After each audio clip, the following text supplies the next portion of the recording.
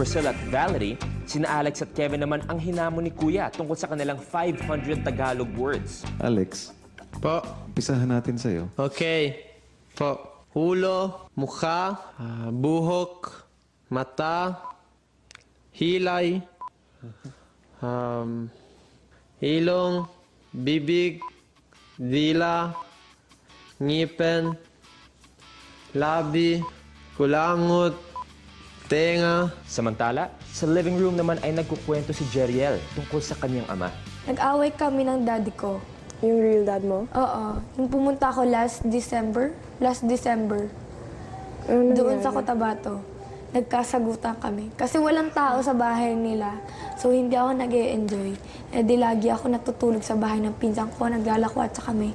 Tapos ewan ko kinaumagahan, bigla na lang siyang, yung bang bigla na lang siyang oh, bakit kayo nandito? Ha?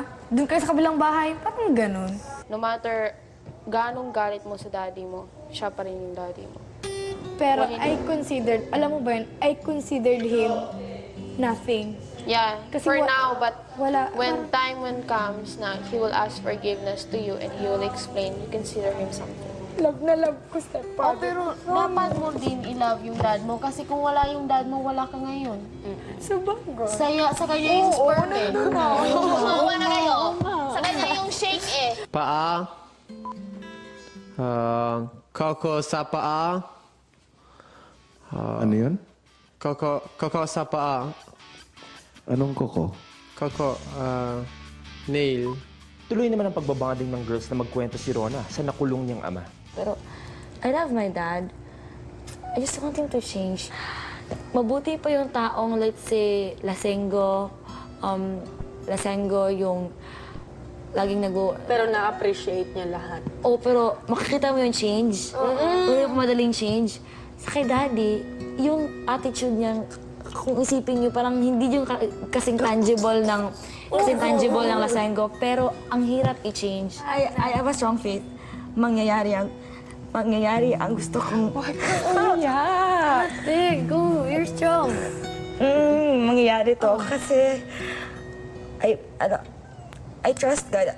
Alam ko mangyayari to kasi yung dati, ginawa ko ng unang step ko dati, nag-uupos ako sa kanya, nagagalit ako, disappointed ako lagi. Yung feeling gano'n, yung, ikaw yung, parang, dad, yung, reach yung point na ako yung parang parent na nagagalit sa kanya. Oo, parang kung pwede lang, wag na. Parang ganun. Parang feeling ko mas mature yung utak ko sa kanya. He may be a bad man in society or a bad husband to my mom, pero hindi ko maalis sa isip ko na he was a responsible father to me then nung bata pa ako. He was once. Oo, he was once. Heartwarming ang revelations ng mga girls. Pero sa confession room, isang revelasyon din ang nalaman ni Kuya. Supot. Sino? Ako po. Akala ko, hindi. Supot ka nga.